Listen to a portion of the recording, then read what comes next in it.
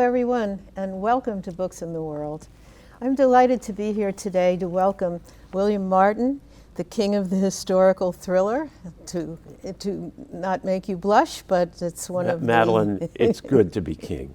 It's good to be king. Before we get into talking to Bill about his new book, December 41, let me just say that this is a production of the Cape Cod Writers Center, which is going to celebrate its 60th year in existence in 2023. Bill and I have been talking about that. That has to be the oldest continuously running writers conference in the United States and maybe in the world, for all we know. For all we know.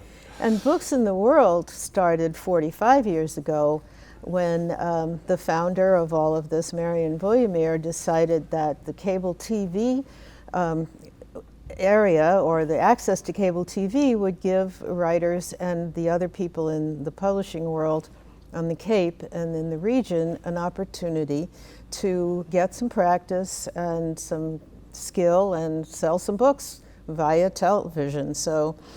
And I think that I have been on Books in the World with every book that I've written, going all the way back to 1980. So that's 42 years ago. With Back Bay. Back Bay. Yeah. So Bill is Boston educated, and his first book with Back Bay is one of 12, I think, at least 12, maybe more. 12 novels. 12 yes. novels.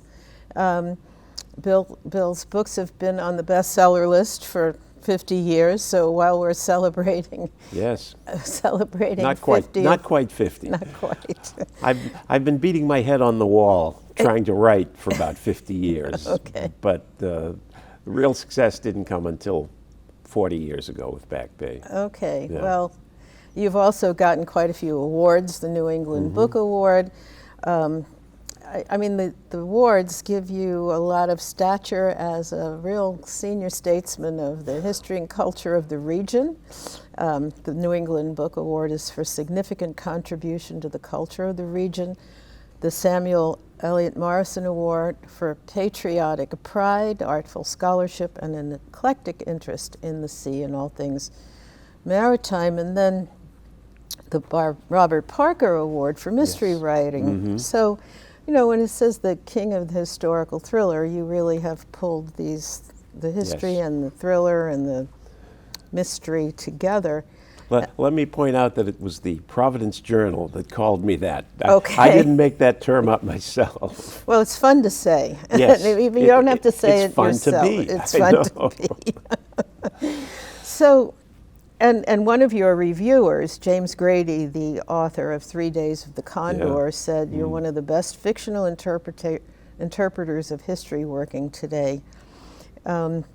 December 1941 reveals the world-changing era that pulled the U.S. into wars and struggles that continue to shape all our lives well into the 21st century. Bill's going to give you a little overview of the plot in a minute, but I do want to say that another one of the reviewers said, William Martin simply knows how to write, and he knows how to write a smash-up story with atmospheric touches so authentic, you'll forget you're in the 21st century. So we're going to spend some time talking about how you do that. How do you manage to build the atmosphere, the tone, the plotting, and where the character ideas come from? And you can think of you being the king of the historical thriller. You're conducting like a master class for writers here. Okay, so why don't we start with the plot, because it's certainly what's going to get people to pick up this book and read it. Right. The first thing you need is a good story. Okay.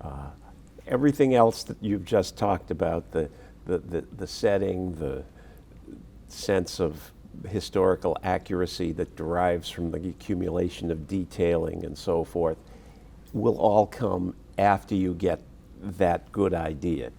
And with this book, December 41, I was actually at the movies watching the movie Darkest Hours about Churchill, and he's on the phone to Roosevelt, and Roosevelt has just told him, can't help you, I know France is falling, I know The Germans are advancing on Dunkirk. It's May of 1940 at this point, but I can't help you. And as I was watching that scene, I thought to myself, in a year and a half, right after Pearl Harbor, Franklin Roosevelt and Winston Churchill will stand together on the south portico of the White House to light the national community Christmas tree of the United States and express their unity to the English-speaking world. And what a target they will make. Now that's your imagination. That's the imagination part, Were right. they planning to do that lighting of the tree? Well, that was true? that's all true. That's they, all They true. did Okay. that. And the idea of a German assassin trying to kill them that night is mine. Right. However, when you come up with an idea like that may sound outlandish, the best thing to do is go and do a little bit of research. And I found a book written by Roosevelt's chief of Secret Service, chief of security, who talked about that very thing. He said, well, you know, the military was worried about, in the first weeks of the war right after Pearl Harbor, they were worried about a paramilitary attack by Germans on the White House. That's why they put machine guns up on the roof of the White House. But we in the Secret Service were worried about the lone assassin or the small team of assassins who would try to get to Roosevelt and kill him at some opportune moment. And there it was. When I read that, I said, okay, they were worried about this, so I can be justified in fulfilling their concerns in this novel. But the one rule that I have, that not all novelists have who write historical novels, but I would suggest is a good one to follow, the one rule that I have is that you don't change history. Okay. Your characters are changed by history. Their I story like that. unfolds within Yeah. the context of history. And I'm not giving anything away to anybody out there when I say that while the German assassin looks through this gun sight Yeah. at the south portico of the White House, he doesn't kill them. The question is, how is he stopped? And who lives and who dies in the process of stopping him? That's where the drama I'm comes already from. sitting at the edge of my chair. Good, good. How did you do that? How did you make that happen? Well, Start- you make that happen. You make in any story where there is a conclusion that the audience knows about, you make the suspense build from the fates of the characters that you don't know about. All of my fictional characters who will be found on Christmas Eve in various sections of the south lawn of the White House and out on the ellipse and back by the Washington Monument, what's going to happen to all these people? How are they going to achieve the goal of stopping this guy from killing the president and Winston Churchill? And he doesn't even know that Churchill's going to be there until 2 days before the event, because of course Churchill made a remarkable odyssey from England to Washington in the first 2 weeks of World War II, or of our involvement in World War II, in order to get into Franklin Roosevelt's sphere and look him in the eye and talk with him about the plans for the next few years and the process of defeating the Germans. Well, one of the things that drew me into this book was in the very beginning, the idea of the existence of a whole world in LA that had to do with Nazis and Yes. meeting places. And Yeah. that's what I was like, oh, did this really happen? Yeah. You know, I'm like, I didn't know about this, you know. The book begins in Los Angeles. It's one of those cross-country thrillers. It Yeah, begins in yeah, Los yeah. Angeles. We will travel on the Super Chief to Washington, D.C., and then the big climax is in Washington, D.C. I wanted to begin in Los Angeles, first of all, because I wanted to write about Hollywood in the 40s, and that is folded into the book. But also because I had read an article, I might have been in Smithsonian Magazine or some other historical magazine 10 years ago anyway, about a German compound, a fascist compound in the Santa Monica Mountains above Los Angeles. This is a place you can still visit if you know where to look for it. It's right out Goodness. Sunset Boulevard, right out by the Riviera Country Club in Pacific Palisades. And it's a place where they built power plant, fuel tanks, water tanks. They had engaged an architect to build a 40-room mansion that some people said was to have been Hitler's Western White House. Believe it or not. It does sound like the Man in the High Castle. Right. you know? And I thought to myself, I have to write about this place. What a place to begin a novel. Thank goodness. And that drew me into the whole fascist underground of Southern California during the 30s. And the fact that it wasn't truly an underground, when you consider that the German-American Bund had a Bund Hall at Figueroa and 14th Street in downtown Los Angeles, right on the site of today's Staples Center where the Lakers play. And in that Bund Hall, you had a restaurant where you could get German food and look at the map on the wall that showed you the progress of the German armies across Europe. Or you could go into the bookstore, the Aryan bookstore, which was to the other side, where you could buy German literature, guidebooks, road maps, and any kind of anti-Semitic material you were looking for. My goodness. And directly ahead of you was a huge auditorium where they would have their rallies. They would dress up in not brown shirts, they wore white shirts, but with Sam Brown belts and jodhpur pants and photographs of the Fuhrer and swastikas, and it was all in Los Angeles in the 1930s. So let me bring in the character of Kevin Cusack, Yes. who was partially Jewish.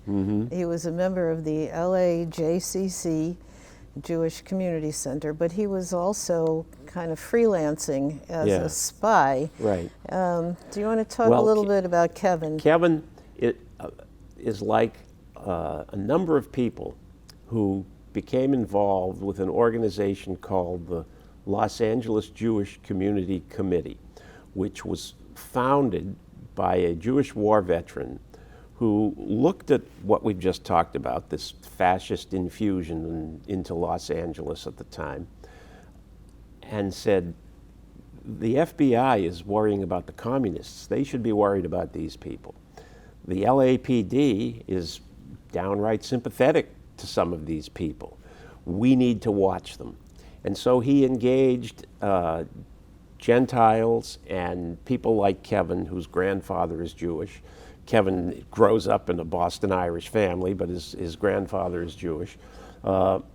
He engaged people like that to infiltrate these organizations like the Bund and the Silver Shirt League and all of those other groups. And when I realized that, I said, this is a great setup for drama here. We have the assassin who is taking advantage of the support that the Bund can provide, financial support primarily. Because, you know, in the 30s and early 40s, every ship that arrived from Berlin in the port of Los Angeles down in Long Beach was carrying a Gestapo agent. And that Gestapo agent was carrying literature, orders, and piles of cash to advance the cause of the Germans in the United States in the 30s. So Kevin Cusack, who has gone to Hollywood in order to be a screenwriter, and I don't know if that's biographical or not, it might be. Yeah, you mentioned Kevin that. Cusack, who has gone to Hollywood to become a screenwriter and is working at Warner Brothers as a reader, reading material as it comes in each day from New York. He gets involved with the LAJCC and becomes an undercover agent in the German Bund. So Kevin gives you an opportunity to go into the tone and the setting of the whole book, which Right. becomes like a noir Yes. thriller, and the tone and the color and the characters. And why don't you read a little bit of the section of dialogue Oh, that we were okay. talking about? I'd like Bill Okay. to do his best Well, Humphrey Bogart imitation. this scene is, it happens on the night of December 8th. The FBI has raided that compound that I've just described to you. They've arrested everybody except for one guy who gets away, but has left behind a couple of cartridges that really are puzzling to the FBI. Then we meet Kevin, and Kevin is going to meet friends for drinks at the famous Hollywood watering hole called Musso and Frank's. So that's where he is. He's just walked in, he has scanned the room, he has noticed Humphrey Bogart sitting alone in a booth, and he's interested in talking to Bogart, but he's interested as well in a lot of other things at Musso and Frank's. And that's when the men's room door swung open. A guy in a blue three-piece suit came out and headed for the grill counter. No one paid him much attention, but Kevin knew that this guy never showed up anywhere without a reason. So Kevin decided to follow him. He walked over and asked if the stool next to him was taken. Be my guest. Kevin sat, opened a menu, and whispered, "Shouldn't you be out arresting Japanese?" Japanese and Germans. FBI Special Agent Frank Carter ordered 2 highballs. He's just sat down next to this FBI agent. Kevin said, "I picked up a tale on Cahuenga. Was it you?" Better me than some Nazi, but I had you at the studio gates. A guy who's called Los Angeles Jewish Community Committee Confidential Agent 29 should be more confidential. All right. So what's up other than a war? Carter looked around to be sure that no one was paying attention, then pulled a brass shell casing from his pocket and placed it on the counter. You know what that is? Sure, it's a cartridge. 30-06, standard issue for a Springfield, 03. Carter now put another cartridge on the bar. Do you see a difference? Kevin said, "It's shorter." Right. It's 7.63 by 25 millimeter, probably a pistol. So, Carter swept the 2 cartridges off the bar and put them back in his pocket. "I'm curious about that pistol cartridge." Just then, the ladies' room door banged open, and a woman shouted, "You son of a gun!" A scene. Someone was making a scene. Everybody looked up. Humphrey Bogart's wife, Mayo, came stomping back to their table. Bogart barely reacted. "I told you to order me another scotch," she shouted. "Why does my glass have nothing in it but ice?" She snatched the glass and wound up to throw it at Bogey. But Bogey jumped up and grabbed her arm. Ice cubes flew. He growled something at her. Then he dragged her toward the door, shoving a bill into the waiter's hands as he went. Mayo insulted him again, and they were gone. Frank Carter said to Cusack, "Nice town." Cusack said, "Nicer than Boston. In December, anyway. Oh, there's more to life than good weather." Yeah, that's what my father used to say to me. Well, so why aren't you back in Boston, studying law like a good Irish boy? And we go on from there. But Kevin Cusack has a relationship with the FBI agent. Right. And that relationship will evolve as the book unfolds, and Kevin gets into more and more trouble. He gets into a lot of trouble. Even though he's trying to stick his neck out for no one. He doesn't want to stick his neck out. He's Right. tired of the Hollywood scene. He's not making it. Right. I think you need to introduce the real bad guy before we go much further. I was Yes. going to say they both end up on the train, and the Yes. train has a lot of significance in literature and history and fun writing, but you need to talk about Martin Browning a bit. Martin Browning is the German whose job it is to get to Washington and shoot Franklin Roosevelt. In the opening scene, he is target practicing down in that canyon that the FBI raids. That's why he leaves behind a couple of unusual cartridges that really are the key that gets the FBI on his trail.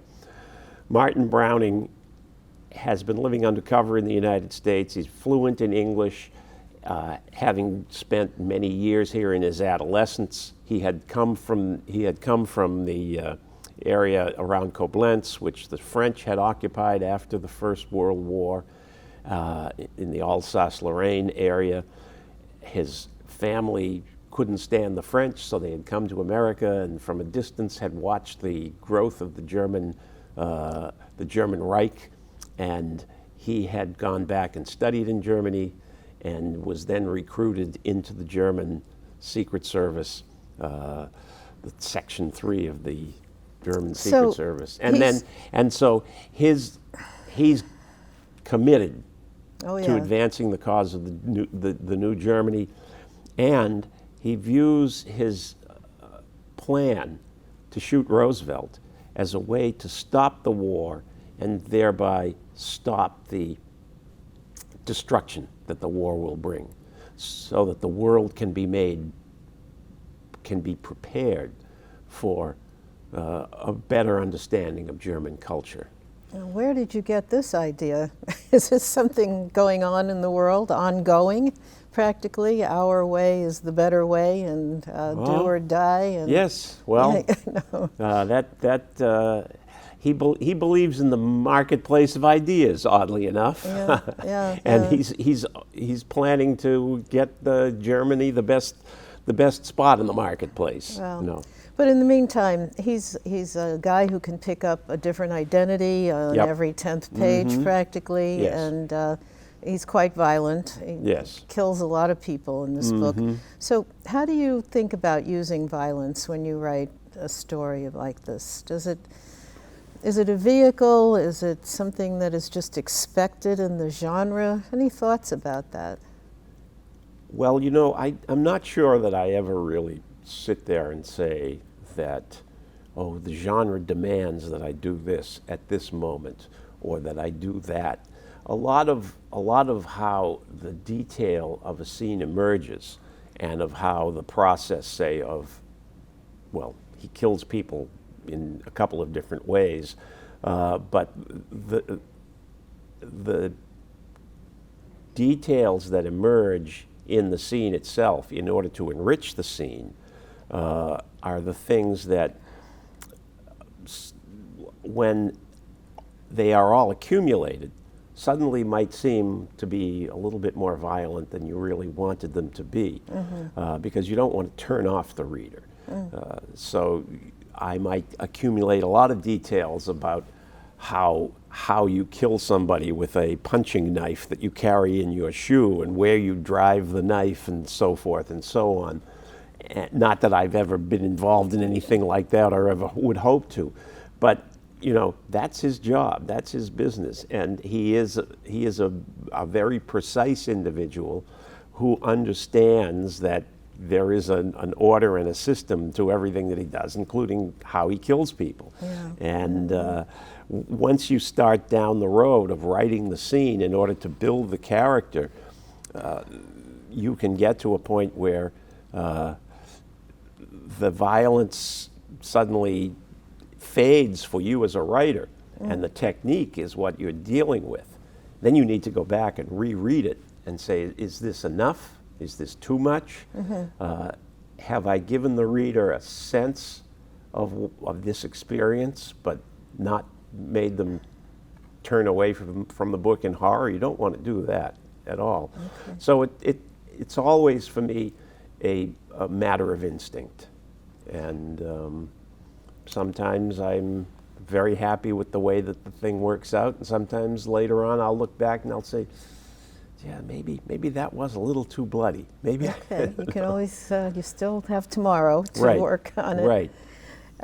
I was thinking about this question, and I think some of that violence builds a sense of foreboding, and that, as you said, we know that FDR is not going to get killed. Yes. But you start believing that this guy has a way to do most of what he wants to do. Yes. And so that's part of building a character. You need to build the character from the tools that are available to you, and those tools are how does the character think, how does he act, how does he relate to other people, and so you need to show that in all of its detail, because he can also be very charming, this German assassin. Right. That's part of the way that he makes his way in the world. He doesn't particularly like to be charming. He is in many ways an introvert, as we see in some of the early scenes where he's perfectly happy with his own with his own company, and perfectly happy to be alone in his apartment.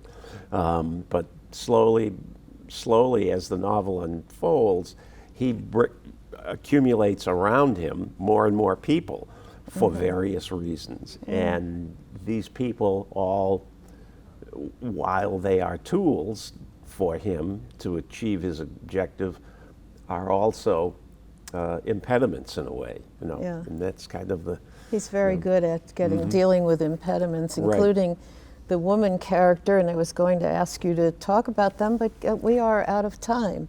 Wow, this went fast, didn't it? We did. We were going to talk about train culture, which I found very interesting. I think it was a vehicle for getting away from, for Well. Kevin, he needed to get away from LA, and the actress who wasn't making it, and they all kind of get on the train, and I'm being prompted to say that I Well, want to thank you very much. thank you for coming, having me. And it's been fun reading your books. I'm looking forward to going back to some of the earlier ones about Back Bay and Cape Cod and New York. And what's next for you? 2 seconds. I'm bringing back the characters in this book who are left standing for another 1940s adventure. Oh, great. Yes. Good idea. Well, thank you so much for coming. Thank you for having me. Good luck with the book. I'm sure it'll make a great Christmas present for many people Yes. who are interested in World War II. And think of how much more there is in the book. If we had so much more to talk about that we haven't even gotten to. That's true. Well, thank you very much. I appreciate your Thank you. coming. Nice Again, from all the other times you've been here. Yes. Share your expertise with our audience. The tradition continues. Okay, thank you. Thank you.